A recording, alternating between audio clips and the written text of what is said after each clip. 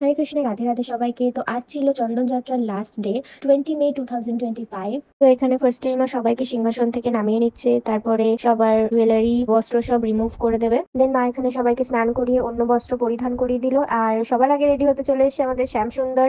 তো শ্যাম সুন্দর সবার প্রথমে তার জুয়েলারি গুলো পরে নিচ্ছে, তারপরে মা শ্যাম সুন্দরকে ফুলের মালাটা পরিয়ে দিল আর তারপরে চন্দন অ্যাপ্লাই করছে এখন। তারপর শ্যাম সুন্দর তার চুল, মুকুট, ময়ূরপালক, বাসি সবকিছু ধারণ করে নিল। তারপর আমাদের রাধাজু অর্থাৎ রাধারানী আসলে তার শৃঙ্গার কমপ্লিট করতে। প্রথমে তিনি তার সমস্ত জুয়েলারি এবং ফুলের মালাটি ধারণ করলেন, তারপর মা তাকে চন্দন অ্যাপ্লাই করে দিলেন এবং তিনি তার কেশ এবং ওড়না ধারণ করলেন। তারপর আমাদের লালিজু অর্থাৎ লালি, সেও তার শৃঙ্গার কমপ্লিট করে নিল। তারপর এই যে এখানে তিনজন মাধব, কানাই এবং গিরিধারী, তারা এখানে অপেক্ষা করছে কখন মা তাদেরকে রেডি করে দেবে। তারপরে মাধব এখানে চলে এসে রেডি হওয়ার জন্য মা তাকে ড্রেস পরিয়ে দিয়ে, তার জুয়েলারি পরিয়ে দিয়ে তাকে চন্দন অ্যাপ্লাই করে দিল। তারপরে তাকে ফুলের মালা, তার চুড়ি, তার কেশ, তার মুকুট সব পরিয়ে দিল। তারপর এখানে চলে এসে কানাই, সে তার শৃঙ্গার কমপ্লিট করে তারপরে তার চন্দন শৃঙ্গার কমপ্লিট করলো, তারপরে কেশ এবং মুকুট পরিধান করে নিল।